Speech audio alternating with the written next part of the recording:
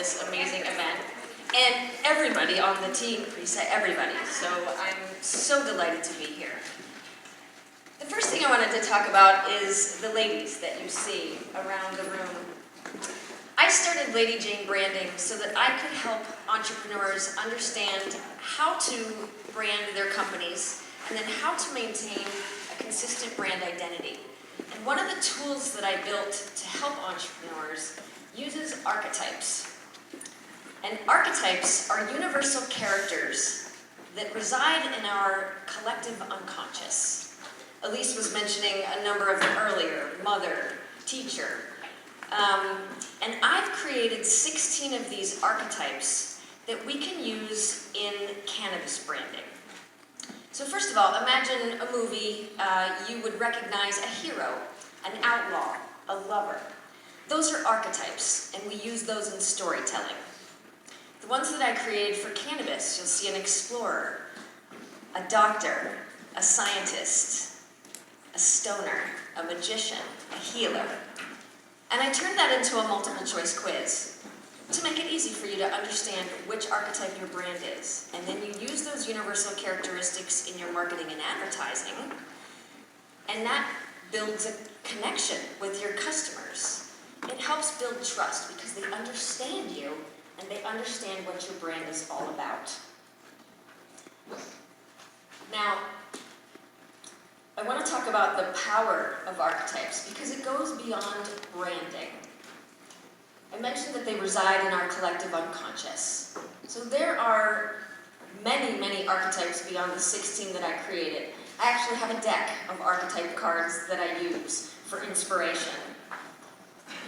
And the power of the archetypes is that when you are faced with a situation and you need to call on, let's say you are in a situation where you need to be brave, you call on your hero and you use that courage that is inside of you in that hero. And we use all of these archetypes in our unconscious. The difference with branding is that you can only use one. You choose your brand archetype and you stick with it.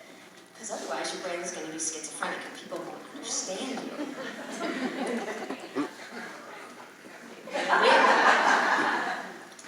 So I wanted to talk a little bit about a new project that I'm working on, and it's the Women in Cannabis study. And you'll see there is a table tent on your table so that you can take that survey.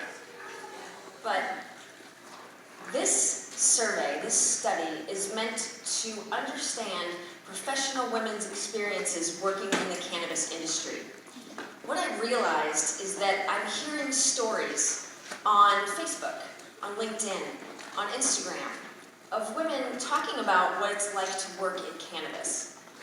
Some of the stories are awful, to be honest, and I'm sure we've all heard them.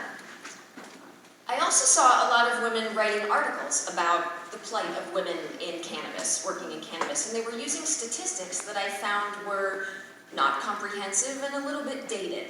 And so I decided that it would be a really great idea to gather that data. You know, we work in cannabis and we're told that anecdotes aren't data. So let's get that data. And I'm going to do that with this survey. So I have an 80-question survey. There's a qualitative portion at the end. And the idea is that once we have this data, we can build a baseline so that we can understand what our experiences are now and figure out how we can improve this industry to make it inclusive for everyone.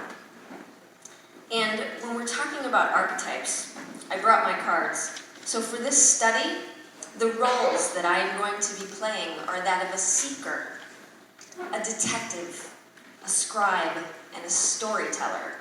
And I will call on the powers of those archetypes to help me tell your stories. Because once we tell the stories, we can understand how to make this industry better.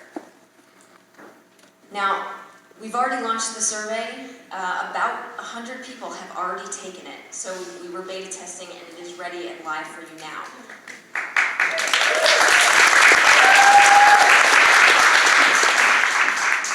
So we have some initial data, and it's obviously not complete because we don't have a representative sample quite yet.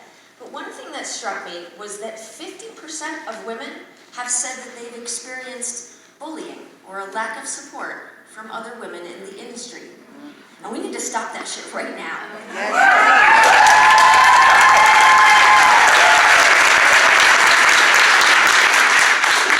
You know, I don't want to tell the story, and I pulled some of the cards. I don't want to tell the story of the bully, or the gossip, or the judge, the victim, the damsel, or the vampire. Instead, I want to tell the story of the warrior, the visionary, the pioneer, the mentor, the teacher, the healer. There are so many roles for us to play as women and as brands in this industry so that we can make a difference. So when you're thinking about it in terms of your brand, what role will your brand play in this story of cannabis?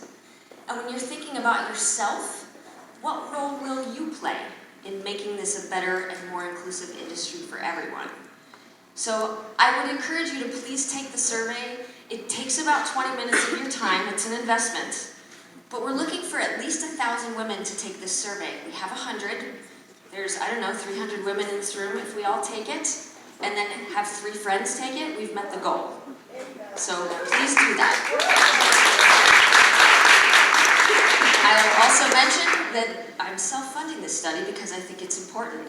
It's expensive. So if you are a brand, or if you know of a brand who has marketing budget that they can put behind this project to support women, please have them get in touch with me. Because we budgeted for 25 qualitative interviews. We've already had 60 women raise their hand and say, I want to tell my story. But we need to be able to document that, transcribe them, analyze them. That costs money, and I need to be able to pay my help a living wage. I don't want to do this just for volunteers. So I ask you, please support this study.